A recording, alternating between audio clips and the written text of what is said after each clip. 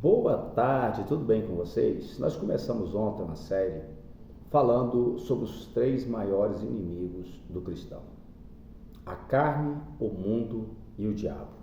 Ontem nós falamos sobre a carne e hoje eu quero falar sobre o mundo. Então existem alguns textos que nós precisamos considerar antes de começarmos a entrar especificamente no que nós iremos falar um pouco essa tarde. É interessante porque a Bíblia fala assim: não ameis o mundo, porque quem ama o mundo, o amor do Pai não está nele. A amizade com o mundo é inimizade contra Deus. Aí vem João, no capítulo 3, versículo 16, fala assim: porque Deus amou o mundo de tal maneira que deu o seu único filho para que todo aquele que nele crê não pereça, mas tenha a vida eterna. Aí talvez você fale: pastor, Deus diz que quem ama o mundo, o amor do Pai não está nele. E agora Deus amou o mundo, o amor dele não está nele. Como é que é esse negócio? E aí nós vamos entender que a Bíblia ela fala a respeito de três mundos.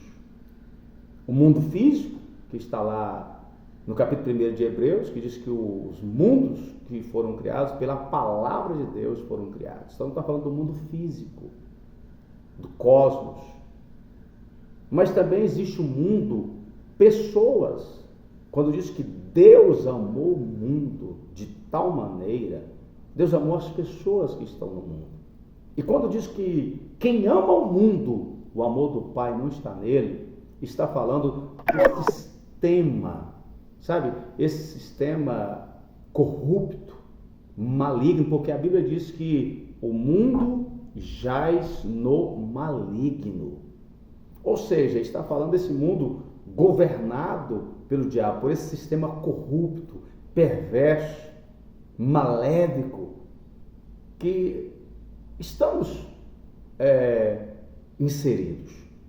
Então, se a carne é um grande inimigo, devido às nossas paixões, nossos desejos, nossas consciências, o mundo, ele traz consigo também um grande perigo, porque ele vai apresentar prazeres, ele vai apresentar situações, e como o mundo jaz no maligno, então todas essas coisas vão trabalhar para nos afastar do Senhor.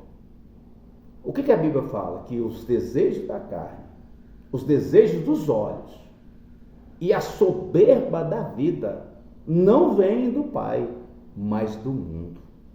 Então, quando se fala de desejo da carne, são essas paixões desenfreadas. E aqui você vai observar que os excessos e os desejos da carne, eles não são apenas sobre coisas ilícitas, mas também sobre coisas lícitas. Por exemplo, a glutonaria, ela está falando sobre excessos, e não apenas relacionado à comida. A comida é um tipo de excesso que podemos ter, mas podemos ter excessos em várias outras situações. Quando a gente se fala da sensualidade, a mulher ela devia ser sensual para o seu marido, na convivência do casamento. Então, uma coisa que pode ser uma bênção em um lugar, pode ser extremamente prejudicial no outro. É igual o fogo, uma casa onde ela tem uma lareira e faz muito frio, como nos Estados Unidos, Canadá. Quando acende o fogo na lareira, toda a casa é aquecida. Mas se você coloca o fogo em qualquer outro lugar, o fogo pode destruir totalmente a casa. Assim é o sexo. O sexo é uma bênção, mas no casamento fora, ele pode destruir vidas. Então, quando nós estamos falando de mundo, nós estamos falando, de muitas vezes os excessos também. Pessoas que têm um desejo desenfreado, paixões desenfreadas.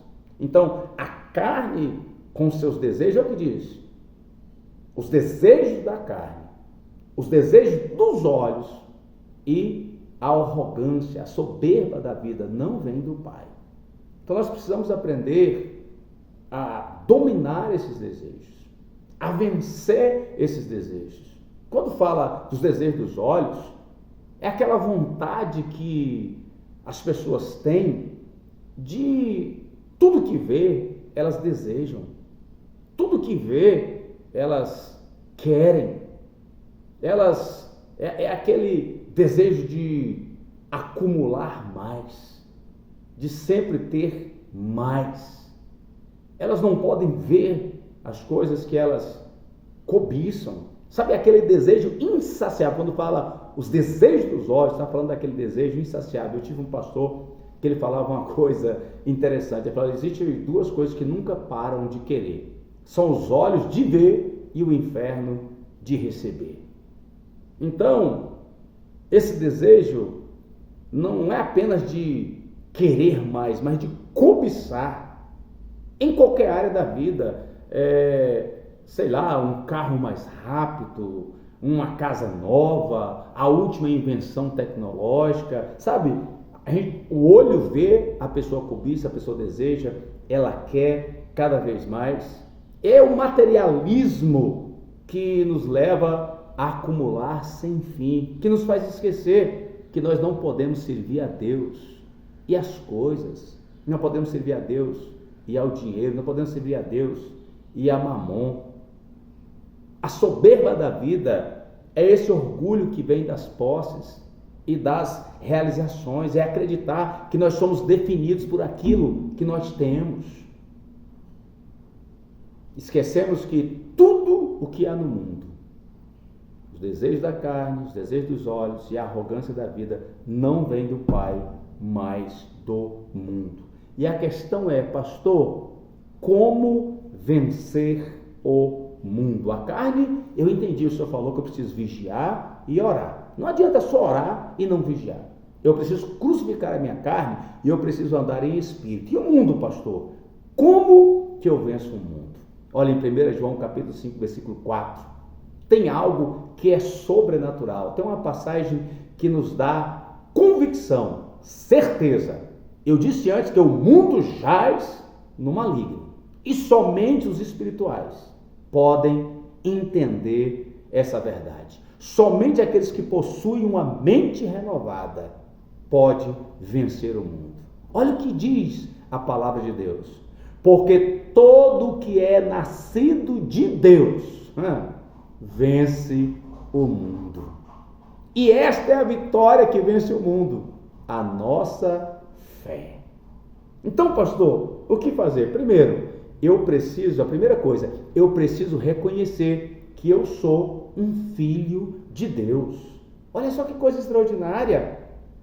Quando eu reconheço que eu sou filho de Deus, isso significa que eu tenho uma nova identidade, uma nova natureza, uma nova família. Eu não sou mais escravo do pecado, eu sou liberto pela graça de Deus. Eu não sou mais um órfão, mas eu sou adotado como filho do Todo-Poderoso. Eu não sou mais estrangeiro, eu sou cidadão do céu. Eu sou membro da Igreja de Cristo e como filho eu tenho direito à herança eterna e à comunhão ao Pai, com o Filho e com o Espírito Santo.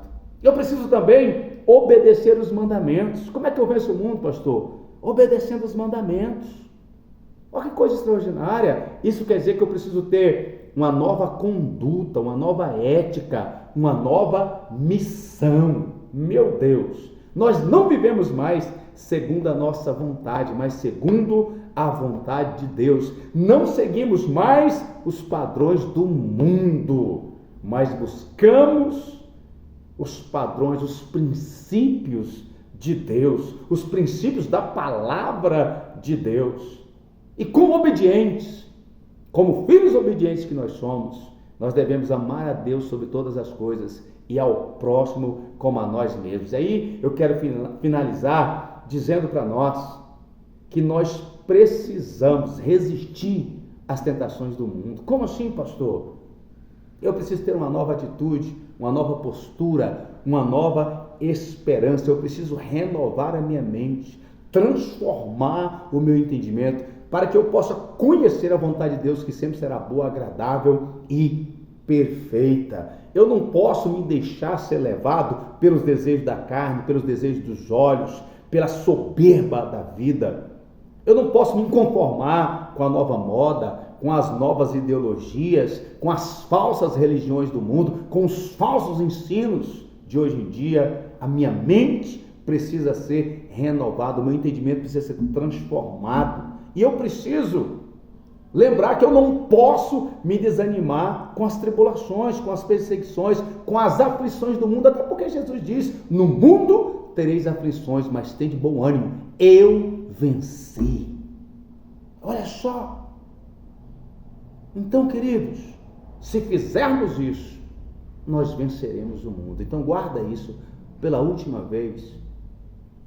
Todo o que é nascido de Deus vence o mundo. E essa é a vitória que vence o mundo, a nossa fé. Pela fé, eu reconheço que eu sou um filho de Deus. Eu tenho uma nova natureza, eu tenho uma nova ética, uma nova postura, uma nova esperança. No mundo era fracassado, não tinha esperança, vivia num lamaçal, numa vida de derrota. Agora não. Agora eu sou filho de Deus, eu faço parte da família de Cristo. Eu tenho em mim o Espírito Santo.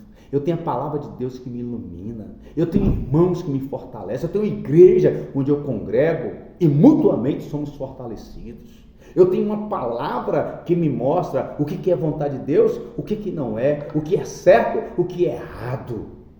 Eu tenho condições, porque eu já tenho agora uma nova mentalidade, um novo entendimento, uma nova postura.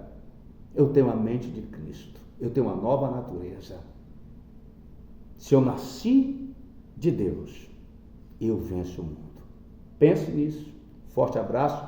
Não se esqueça de se inscrever no nosso canal, tá bom? Deus te abençoe. Até mais e forte abraço.